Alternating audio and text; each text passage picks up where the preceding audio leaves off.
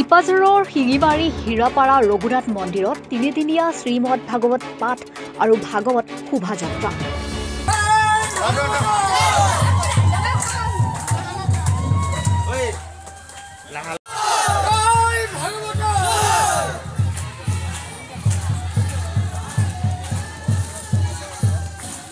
শিঙিমাৰী, বডিয়াসিচা, গাখীৰখোৱা আৰু কানিদল আঞ্চলিক ভাগৱত পাঠ পৰিচালনা সমিতিৰ উদ্যোগত আয়োজিত হৈছে এই অনুষ্ঠান।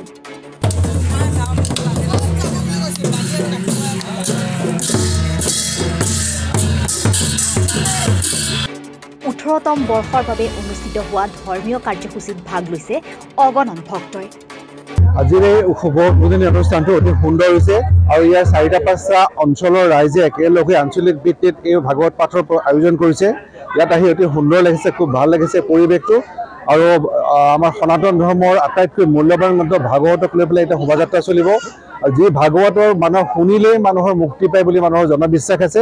গতিকে ময়ো আশা কৰিছোঁ যে এই অঞ্চলৰ ৰাইজে যি মনৰ আশা লৈ পেলাই এই ভাগৱত পাঠৰ ইয়াত অনুষ্ঠিত কৰিছে, সকলোৱে যাতে মনৰ বাঞ্ছা পূৰ্ণ হয়, সকলোৱে স্বাস্থ্য ভালে ৰাখক, এই অঞ্চলৰ উন্নয়ন হওক, উন্নতি হওক, তাকেই মই কামনা কৰিছোঁ।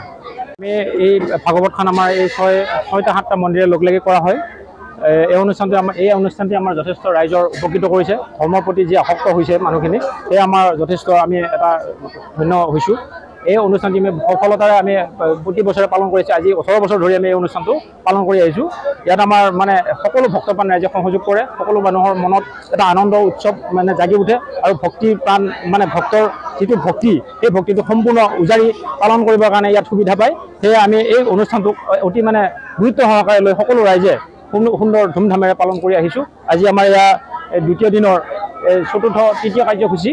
এই কাৰ্যসূচীত আমাৰ এই ৰথ শোভাযাত্ৰা আছে। শোভাযাত্ৰা আমাৰ এই আমাৰ অঞ্চলৰ যিমানখিনি এৰিয়াত আমাৰ মানুহখিনিক হেৰি কৰে, অন্তৰ্ভুক্ত আছে, সেই সকল মানুহৰ পদূলিৰে আজি আমি ৰথযাত্ৰা প্ৰদৰ্শন হ'ব। তাৰপিছত আহি আমাৰ পাঠ আৰম্ভ হ'ব। পাঠ এতিয়া আমাৰ আৰম্ভ হ'বই। এই আমি যথেষ্ট মানুহখিনি উৎফুল্লিত হৈ থাকোঁ। আজিৰ দিনটো যথেষ্ট আমাৰ বহুত ভাল লগা।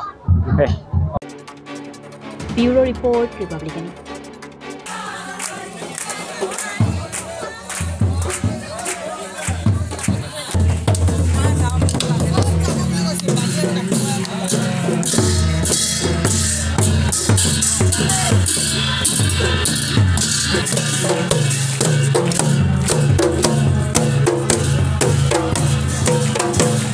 আমাৰ যুৱকসকল যাতে ভাল ধৰণে পৰিচালিত হয় তাৰ কাৰণে তেওঁ পথ প্ৰদৰ্শন কৰিছে। আৰু যিখন পুথি পঢ়িলে